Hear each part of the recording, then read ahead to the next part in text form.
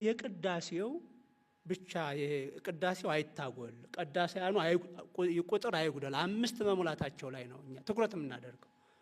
እንዲያ ሲል ደግሞ አንዳንድ ቦታ ላይ 7 ሞሉ አልሞሉ ላይ ነው።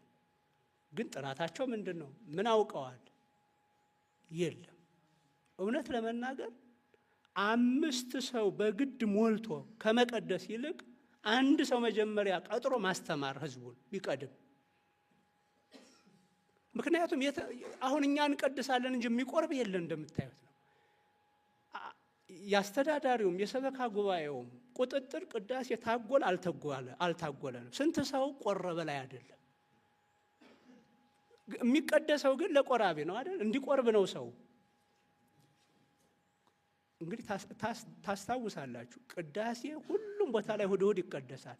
አንድም ቆራቢ እንኳን የለም። እነዚህ 5ቱ ልዑካን ብቻ ስራም ሆኖባቸው ይመስለኛል ቀድሰው ቆርበው ይወጣሉ። አንድም ሰው ግን አይቆርብም። ቅዳሴ ታጎለ ቢል ግን ጫጫታው ማለት ነው አይደል? በቃ ያ ህዝቡም ይበላችኋል። ቅዳሴው ታጎለ መቀደሱ እሱ እንዲቆርብ እንደሆነ ስላልነገር ነው ብቻ ይቀደስ እንጂ ምን ቸገረው? እሱ ጸድቋል በልቡ። ይሄ አስተምሮ እስከ መቼ ነው የሚያስኬደን ነው? በእውነት እስከ መቼ ነው የሚያስኬደን? ስለዚህ የአብነት ትምህርት ቤትን ስንል አባቶች በትኩረት አድርጋችሁ ይዩት። ለመምህራኑ ሞራል መስጠት፣ ማገዝ፣ በተቻለ መጠን ማገዝ፣ ተማሪዎቻቸውን ሰፍሮ ቆጥሮ ማወቅ፣ እነዚያ ተማሪዎች ነገረ እምነቱን ምን ያህል እየተረዱት እንደሆነ መምህራኑም ደብሩም መረዳት አለበት። እንዲህ ስናደርግ ነው ከኛ የተሻለ ሰው የሚመጣልን። ይሄን ብናደርግ፣ ስለዚህ ይሄን ታሳቢ ያደረገ አደረጃጀት መፍጠር። አሁን እንደ ሀገረ ስብከት እኛ አስበን የነበርነው ደጋግሜ ነግሬያችሁ ይሆናል።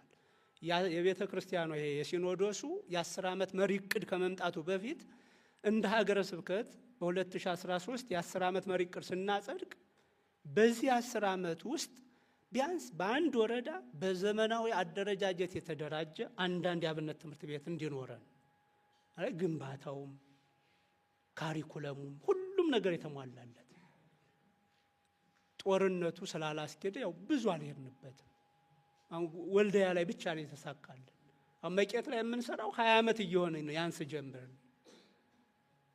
ያሁኑ የሀገረ ስብከት ዕቅድ አይደለም አሁን መቄት ላይ የምንሰራው። በእርግጥ ትልቅ ግንባታ ነው የተገነባው። እኔ ጳውሎስ ስገባ ጀምሮ ነው ይሄን 20 ዓመት እየሆነ ነው። አሁን ያ ኮሚቴ አብሮኝ የሚሰራው አሁን 20 ዓመቱ ነው። 10 ብር አስተምሬ ሰብኬ ስመጣ 10 ብር ያው መምህር ገብረ እግዚአብሔር ያውቃሉ ትሰጠናለች። አንድ ደብር ስንሄድ 10 ብር ለትራንስፖርት ከዛች 10 አብሬ እያወጣሁኝ ነው ያንን ግንባታ የጀመርኩት። እንዴ በዘመኔ አንድ ባለትዳር 5 ልጅ 6 ልጅ ወልዶ ድሮ ኩሎ ያልፋል፣ ራሱን አስችሎ ያልፋል። እኔ ደግሞ መነኩሴ ነኝ። አንድ ትምህርት ቤት ወልጄ በገቢም ራሱን አስችዬ ልክ ድሮ ኩሎ እንደማለፍ ይሄን አቅጄ ተማሪ ሆኜ ነው የጀመርኩት። አሁን ቢያንስ ከ150 ሚሊዮን ብር በላይ ኢንቨስት ተደርጎበታል። ያ ኮሚቴ እስካሁን ድረስ እየመጣ ይሰራዋል። እዛ በተረፈውን ወልደያ ላይ ነው እንግዲህ ከሞላ ጎደል የ400 ተማሪዎች ማደሪያ መማሪያ ክፍል እየገነባን ያለን። ወረዳዎች ላይ ግን ያው ችግር ሆነብን፣ ግንዛቤውም የለም። ወቅቱም እንደምታውቁት ነው። የጦርነት ዘመንም በሉት የምንም በሉት ምንም ይሁን ምንም የኔና የናንተ ያገልግሎት ዘመን ይሄ ነው። ነገ የተሻለ የሰላም ዘመን ሊመጣ ይችላል። ያ የኔ ዘመን አይደለም፣ ያ የናንተ ዘመን አይደለም። ነገን አጠብቁ።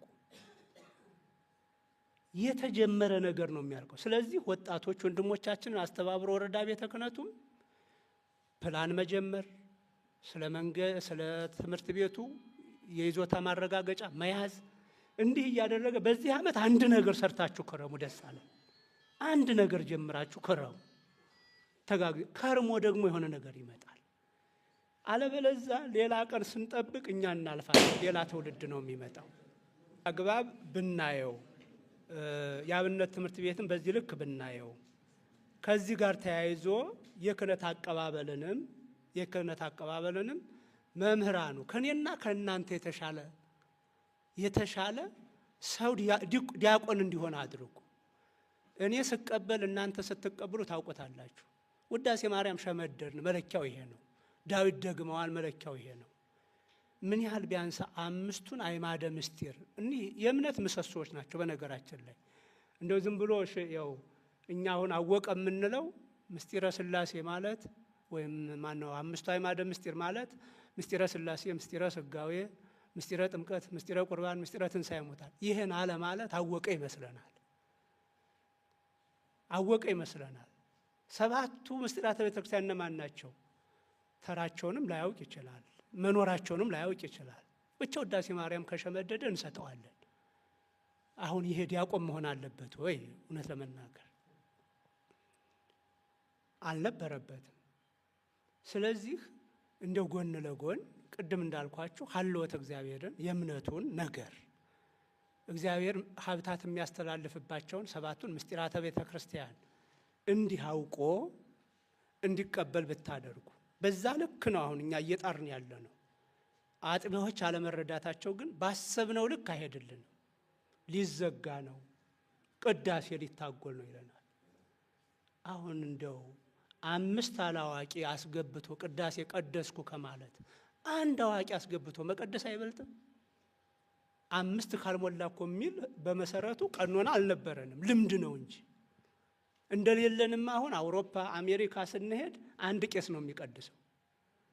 በዚህ ግን ጥራት አይጠበቅም፣ ቁጥር ይጠበቃል።